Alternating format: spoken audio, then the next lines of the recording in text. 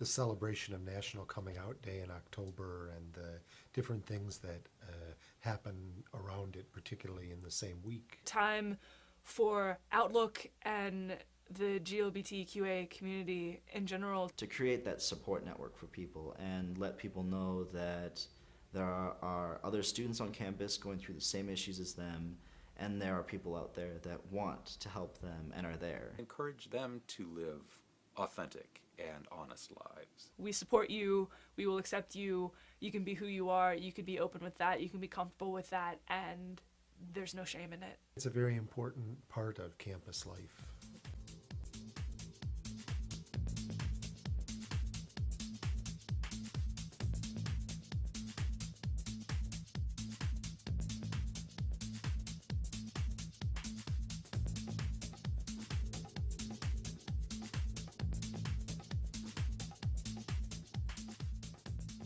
If it was the time I was a Denison student, nobody would have dared do it. When I came back on the faculty in the 60s, nobody would have dared do it. Some students started doing it in the late 70s and early 80s, and it was met with rather harsh reactions. Back in the 1980s, I went to Denison from 1983 to 1987 as an undergraduate. And when I was a student at Denison, there were 3 openly gay students on campus. And that's it. Someone wrote an article in the Bullsheet that was remarking on a gay boy that got rejected from a fraternity because of his sexual orientation, and sort of the response to that.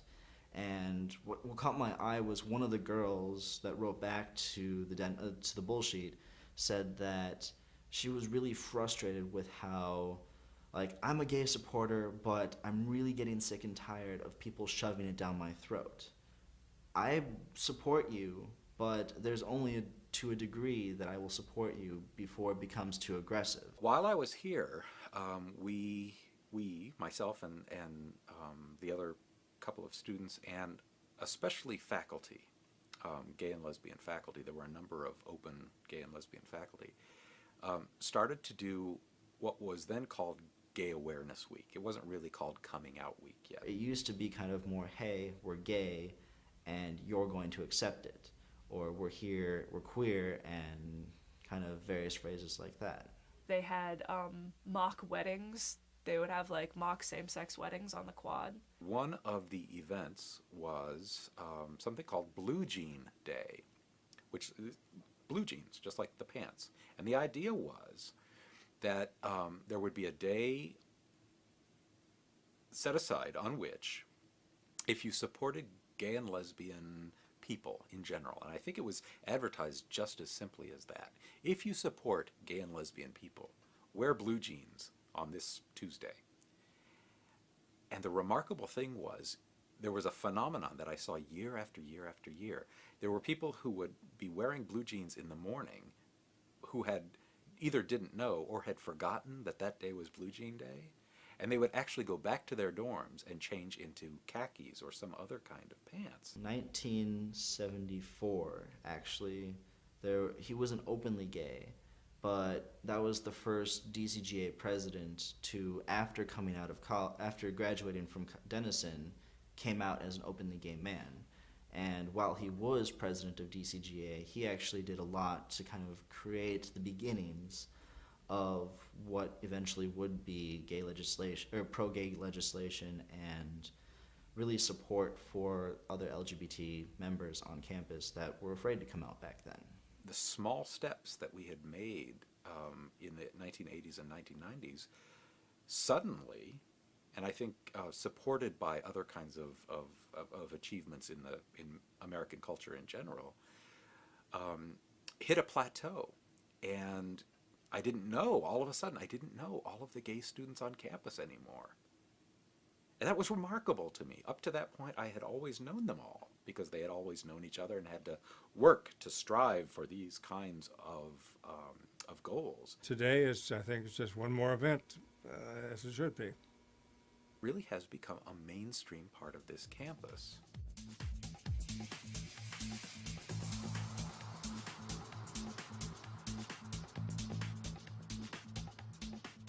I started coming out when I was a student at Denison. I said, I've been dating a girl. I was like, yeah, Mom, that's because I'm gay. And she cried a lot that night. She vomited. She felt really bad. She said that she would tell my father because she said she shouldn't keep that. We were a family. It's just me and my parents. So after that, she asked if I would be willing to go to this psychologist to help us through the process of acceptation. They were supportive. They both pretty much support me because they're gonna love me no matter what. But I mean, it's not really something we talk about very much. My dad, who I thought would be the more against it, he kind of just didn't say much. He said, that's fine as long as you're happy. I don't really want to talk about it.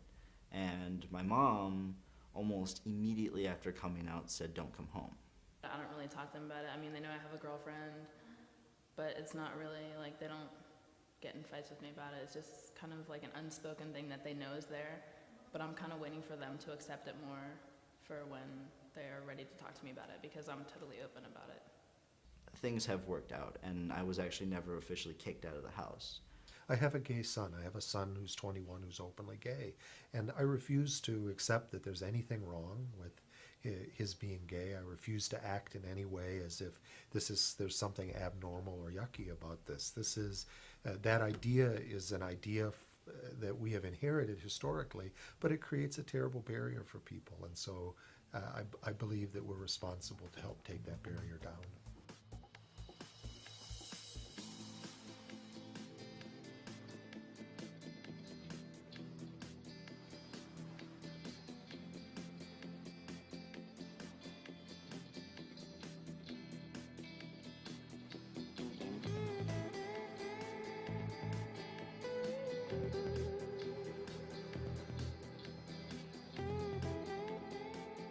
Even if they choose not to come out during that week, there are so many events that allow them to at least witness other folks who are out and proud and happy and successful and fulfilled. So for those who are wrestling with the issue, they may feel that if they were to come out, they would lose everything, but it's nice to see examples that that's not the case. I think for many students it's very important and very helpful. I do think that it's possible for a student who is uncertain of their sexuality to feel pressured to say things during coming out week that they might not be ready to say publicly. I don't think it's directed to the people who are in the closet because they're still too afraid, and I don't think they're prepared to express themselves in such a big like party, in a big situation where everybody's gonna know. They prefer to come out to specific kind of people and to keep it small, They don't want to go around campus or around the city or world telling people who they are, that they're gay. And but I do think that it's necessary because I think it raises awareness and acceptance. I think one of the really good things about Coming Out Week is that it helps raise awareness on campus. Like, these are things that are hurtful. Please don't do this. These are ways that we can support the homosexuals on campus. So I think that's a positive thing. I knew what was going on, and actually back then I avoided all the events I could. But I think even just knowing that those existed on campus, seeing the chalkings, and sort of knowing that people were there and people were doing things that were pro-gay, not discriminatory against people. It was a good thing to see, and also kind of a welcoming feeling, and actually sort of made it a little bit easier for me in the end to come out. I think it's more about gay and lesbian and transgender and whatnot visibility than it is actually saying everybody come out, because you come out when you're ready, and that's what I've always believed in. So I just think it's more about the whole cause and issues out there, and just letting people know that there's gay people here and they exist, and it's not just a made-up thing.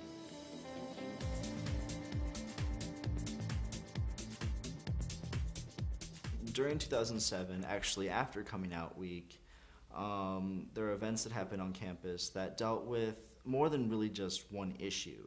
It's a complex and long story. That ended in race issues, but was piled on sexist remarks and issues against the LGBT community as well. There were a few incidents not only dealing with sort of hate speech based on sexual identity, but also on race. And so there were doors and walls and things like that that were vandalized. Outlook every year does a chalking, and things like that were marked up. We agreed to cancel classes in the afternoon and to have an open forum following lunch in the Mitchell Center to talk about diversity on our campus. And that event was scheduled for 2 hours. It lasted for 9 hours, I believe. Many homosexuals used that opportunity to say that they were also attacked by other people. The part of the story that's often not told is that the real beginning of this narrative is about 2 weeks earlier, in late October, when several Denison students claimed that they had been harassed. These were gay and lesbian students, alleged that they had been harassed and that the administration had not responded to this harassment. There was one student in the freshman dorm that had his room completely, pretty much desecrated. Like it was vandalized, and all this graphic stuff was drawn and written in horrible phrases. They drew like really sexually explicit pictures on things, and in big words, in big letters, they wrote "faggot" on his door. Really, actually, the sad part was he wasn't even gay. Even though the guy was straight, that sends a very clear homophobic message that any person that would walk by that door would know they're not welcome. You know what I mean? And security actually refused to call it a hate crime because the resident was straight. This came about on a weekend in October when the GLBAA, the Gay, Lesbian, Bisexual Alumni Association, holds a special set of events for gay, lesbian, bisexual, transgendered students on campus. Many alumni come back. There is a dinner at the college townhouse, and there's a breakfast on Saturday morning. And actually, these allegations about harassment and the lack of response to the harassment was made at the breakfast on Saturday morning. Outlook had some serious issues with that because, like I said, the fact that that word was so, emblazoned on his door, it was there. I personally felt, and Outlook as a group really felt that that was a hate crime. It was sending a very clear message of, we don't want you here. The president and Dale Noble, the vice president of student affairs, Sam Thios, and I made a statement to the campus that we rejected harassment of gay, lesbian, bisexual, and transgendered students, and that we would not tolerate that. A group was put together to investigate the allegations.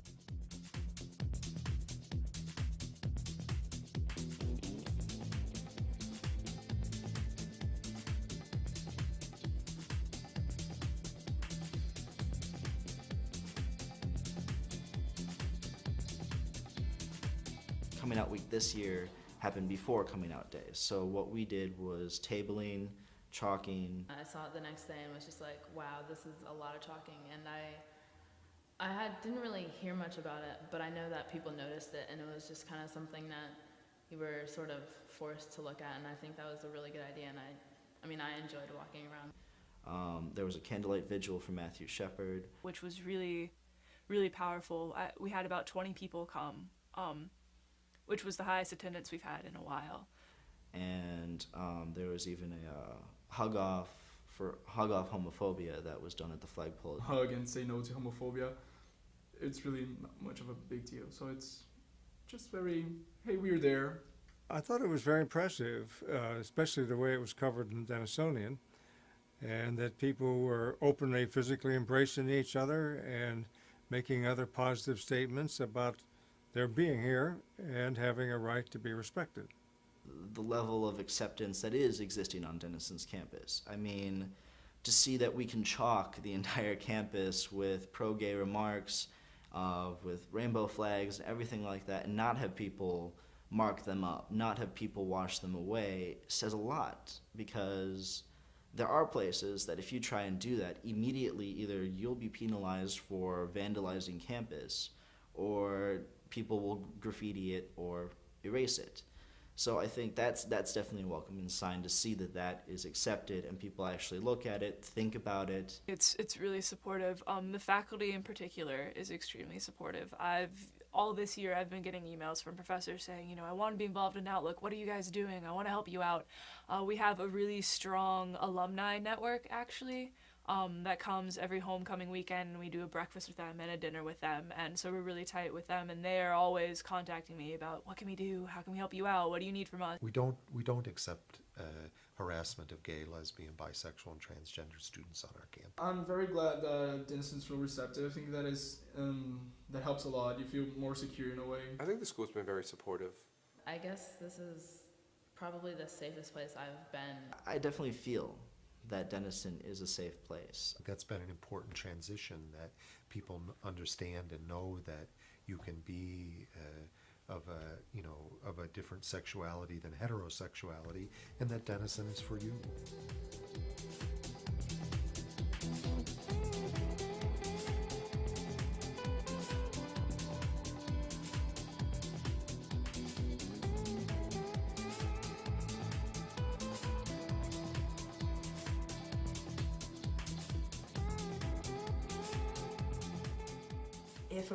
If a student holds the belief that homosexuality is wrong, that they're definitely going to face intellectual opposition, and people who think that they're intellectually inferior for thinking that, and that could be a problem too. I mean, I've definitely had professors who have overtly stated, like, anyone who believes in God is just dumb.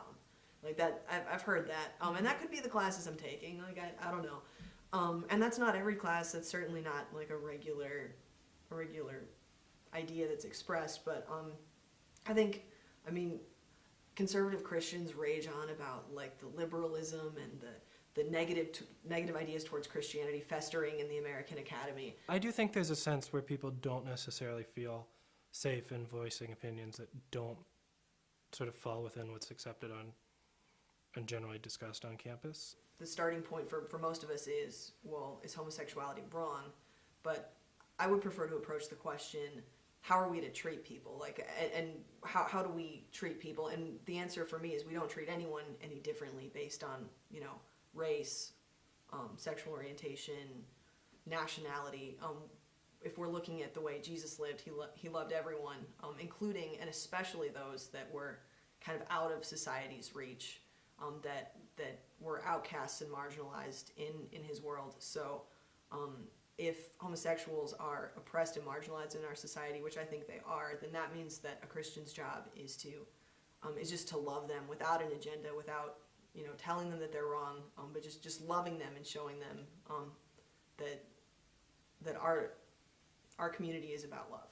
I don't have any opinion for or against homosexuals. I think they're people just like everybody else, and I know a number of people who are gay, and I have a number of friends who are gay, and I don't have any issues around that. Yes, they should come out because they're human beings, but